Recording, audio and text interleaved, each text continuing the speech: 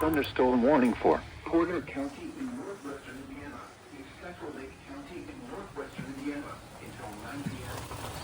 Beginning at 4 p.m., a severe thunderstorm was located over Winfield or near Merrillville, moving northeast at 20 miles per hour. Hazard, 60 miles per hour wind gusts. Source, radar indicated.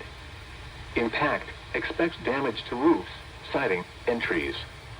Locations impacted include Chesterton, Boone Grove, Winfield, Portage, South Haven, Valparaiso, Town of Pines, Beverly Shores, Burns Harbor, Merrillville, Ogden Dunes, Hobart, Hebron, Porter, Dune Acres, Malden, Wheeler, Lakes of the Four Seasons, Lake Station, and Crown Point. For your protection, move to an interior room on the lowest floor of a building. Torrential rainfall is occurring with this storm and may lead to flash flooding. Do not drive your vehicle through flooded roadways.